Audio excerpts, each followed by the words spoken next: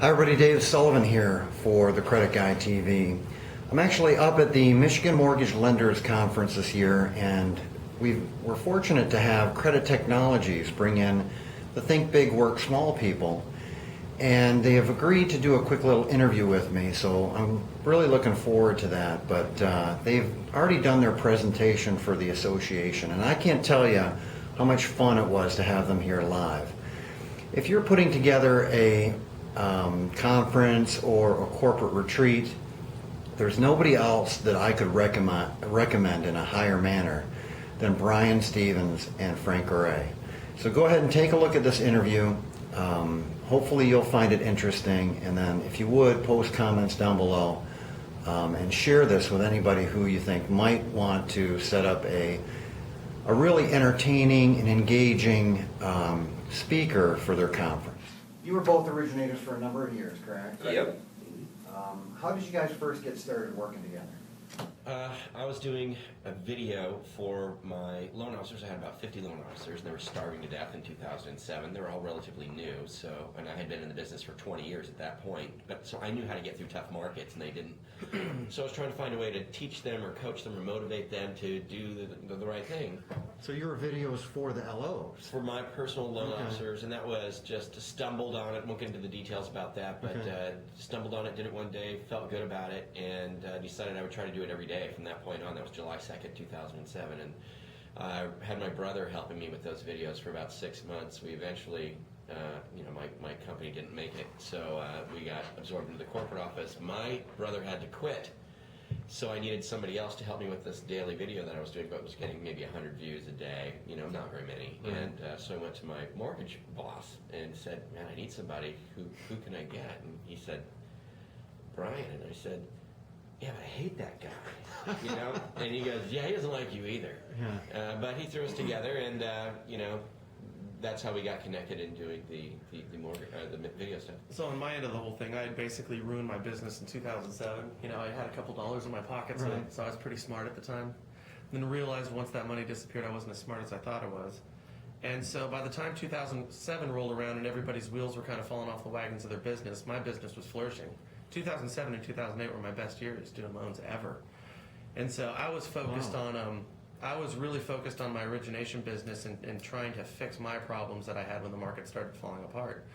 I always had a default ratio that was probably a little bit higher with HUD than some of my colleagues in the office. Mm-hmm. And it wasn't from fraud at all, but I mean, it was from aggressive originations is what it really amounted to. Mm-hmm. And so I was taking a loan application, and I had our boss together came in and says, well, I need to talk with you. And I said, well, why the hell are you just interrupting me when I'm with a client is what I'm thinking. So I'm going, well, this has got to be a heavy thing. It's got to be huge. Right. He goes, well, I'll talk to you later. I said, no, you need to tell me now. Imagine this client. I'm over there going, tell me now, David. What is it? He fired me? Yeah. That default rate coming a little too high this time? Screw you. Yeah. And can you guys come with me? I'm going to another company. Yeah.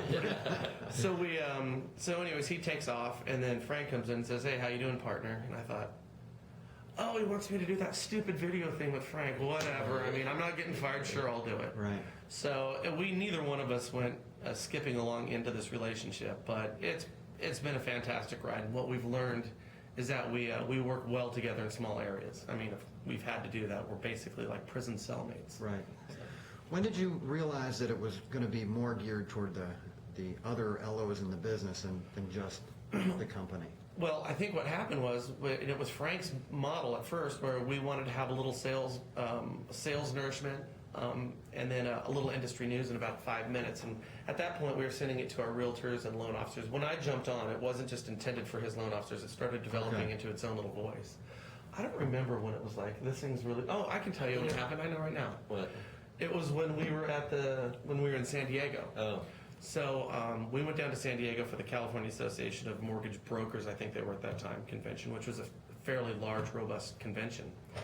And, we were doing this thing for $40 a day, 20. I mean, we weren't making money at it, but we decided this is who we wanted to be. So when we went down there, they said, well, there's a real nice luncheon that you guys can go to. we were just thinking we want the free lunch because we're just starving over here doing this. And we were in t-shirts and shorts and flip-flops. Similar to what you have. Very yeah. We actually look very, very nice right now compared to what we normally look like. I walked in there. I'll never forget it. I walked in there with a shirt on that had this sounds really terrible. Don't take it the wrong way, but it had Charles Manson with Charlie's Angels coming out of his hair, and I had no idea what I was getting into. So That's the shirt he was wearing at the convention. yeah, and so we're sitting in the back, and everyone kept looking at us, and I was just embarrassed beyond belief that we came so inappropriately dressed. But then when the speaker stopped and they quit giving each other all their awards, everybody wanted to come back and get a picture with us, and that's when I realized, wow, this thing's taken off. So that was the moment you guys realized it was going to change your life, really. I think so. That was an eye-opening moment. Cool. Yeah. What strategies work best for you guys to expand your audience? The same strategy we've always used, which is never stop ever doing what we do. A lot of times we tell people that the only reason that Brian and I have this type of success in this space, this video blogging type space in the industry, is because we're just too stupid to stop doing it. And we get up every day and do it every day, no matter what. I can't tell you how many days we get in there and go, I so hate you again so much, and I don't want to be near you, and I don't want to do this, and I don't like being here, but yet we do it anyway. Is that right after the Maui trip? It is. I think a lot of it is just tenacity, and that's the one thing, if we could get across to people, is you just got to keep doing it. It's being tenacious about it. When we were on that trip to Hawaii, we had coaching calls all day, literally from 4 o'clock in the morning till 5 o'clock or 6 o'clock at night. This is when our families were going zip stripping and snorkeling and drinking and eating. And my wife comes down, she goes, you don't need to do this right now. And I saw the moment. I'm like, I want to do this right now. This is my vacation. It's what I enjoy doing. So I think just really being tenacious more than anything is probably our best attribute. Absolutely. Certainly isn't our intelligence or our looks. So it's got to be one of them. What is the most common mistake people make when they try to start video blogging? Or what would you advise? I would say that the biggest mistake they make is they quit. And they start, they give it one little shot. They might get one video out there, right? And, the floodgates don't open and, the Brinks truck doesn't show up and dump a bunch of money in their office. And they go, oh, well, I'm just not good at this, or, it doesn't work, or whatever. But video blogging in particular is really like any other social media where it does pay off, and it will pay off, and it'll pay off big as long as you're consistent with it and you do it on a regular basis. I mean, people need to, if they want to enter into the space and do it effectively, at least once a week, preferably 2 to 3 times a week, is what they really need to do to really start to gain some traction. The biggest mistake is just not being consistent. It's doing it one time and then stopping. That would be the biggest mistake. Now, there's some mistakes under there that we can delve into, but that would be the main one. Okay. You know what I would say is the biggest one, and I agree with Frank on that completely, but I think it is whoever's recording the video, writing the video, it's their inability to understand that there needs to be a compelling reason for the recipient to open that video. Good point. Yep. If you're right now, we've talked about this before, upwards of 90% of all FHA loans last year that were funded were first-time home buyers, which means our past clients, family, and friends aren't really collectively in a position to buy a house. Why the hell would I send them anything on rates? Right. Because if I'm not buying a house or getting a refinance at that moment, that becomes a boring message. Now, we want to stay in front of them, but when we're not aware of the reasons why somebody's going to open that email, whatever it is, video or text, what we're doing is we're training them to ignore us. And so I think that's probably the biggest one. Yeah. The right message. And it can take years, right, to build up an audience. I mean, like you said, one video. It takes time. But you know what? With most people, the average Facebook friends list for somebody, if you go according to Facebook, is about 140. So the average person has about 140 friends on Facebook. Not the case with a mortgage professional or a real estate professional. Now, we know this because of our fan page, right? Okay. So with our fan page, we have a certain amount of fans, which gives us a certain amount of reach to all their friends. Well, you do simple math. The average mortgage or real estate guy has 450 friends. Why? Because we're all going, I mean, yes. Right, I might get somebody. So it does take time to build an audience, but with the power of having social media at your fingertips, when you can get a little video message out and get it onto your Facebook page, where now you've got potentially 400 people that can see it like that, you can build an audience much quicker than it Than has you been in the started, past. really? Yeah, absolutely. When we started, we didn't even have a Facebook page. In fact, when we were on our old platform, it had some inherent problems that were too difficult to overcome. It was sending out our videos. We had 110,000 people who all opted in and wanted to see our videos, Right. and we couldn't deliver them to them with regularity because the internet service providers were assuming that we were spamming. Oh. Because we had other people on our platform that were spamming, so they saw us. Oh, and okay. We spent It's a upwards of back-link kind of relationship. We spent upwards of $7,000 a month trying to give somebody an email that they wanted to see. So we had to change our platform over to what we currently have, and we effectively took that list and for the most part lost it. So we had to build it back up again. Wow. We did so the second time around much more quickly. Now, of course, we had the ability to message some of those people, but we had to get them to opt in again. I think more importantly is just we understand how the whole process works a little bit more effectively now. So you almost started from scratch again. What year was that? Yeah, that was 2 years ago. 2010? Yeah, 2010. Wow, that's a lot of work. It was a lot of work. Yeah. It is a lot of work. What's the best way to attract advertisers to your site? To attract them, it's. I know. Hold on. I got this one. Frank gets loaded with all the people the night before we go speak and stays out all hours of the night. Right. That impresses the hell out of all of them.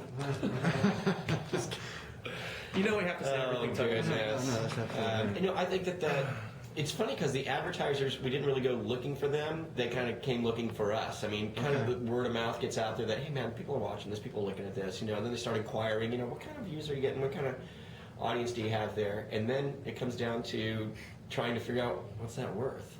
You know what I mean? What's that Right. worth to somebody? And then settling in on a price that people are willing to pay a check for, Well, and on the they're daily, willing to accept. And on the daily, we only have limited space. We can't just take on an unlimited number of advertisers.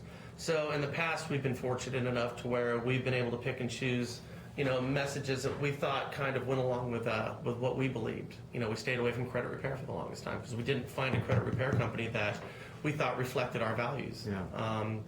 In the past, we've stayed away from recruiting opportunities because we didn't want to alienate other parts of our, our viewing audience. Sure. And it's just really trying to come to terms with what's the right message for us. Mm-hmm. I think is not how do we attract them, it's how do we find ones that kind of work with who we are. Last question. Sure. So you've got the Daily Show, Mhm. you've got coaching, Mhm. you've got the Razz Room, Mhm. you've got Rate alert? Rate Alert, you've got the blog, Real estate Real Estate marbles. Marbles. What else are you guys doing? That's it. Yeah, that's it. I was speaking, Okay. trying to grab a nap here and there. Is there anything else you guys are thinking about doing in the future?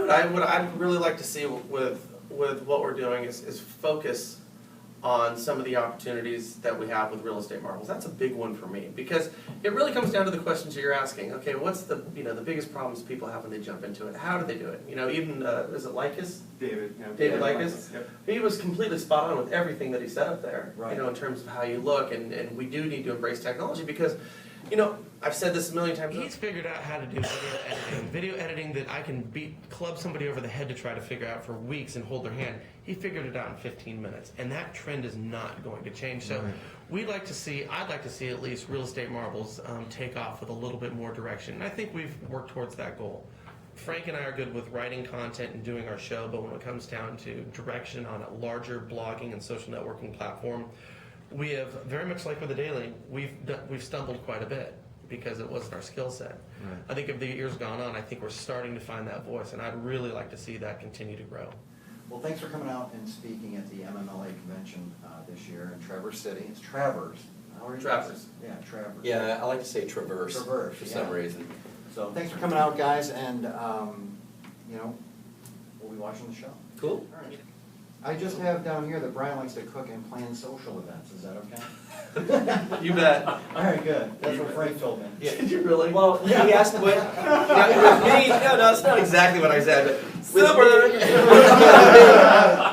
Here's what I got for Frank. He goes, look, He's you a can play ham guitar. ham radio opera, play guitar, and he's got a BMW motorcycle. You like to cook and plan social No, I told Brian, I said, no, Brian's the kind of guy that's like, Like he'll be on the internet looking at something, and he'll go, "Oh, what about? Oh, that girl's going to the Pogues. Where are the Pogues? The Pogues, they're playing right here. Right, we have to go right now." And so then all of a sudden there's 8 tickets bought, and we're all going to the Pogues right now.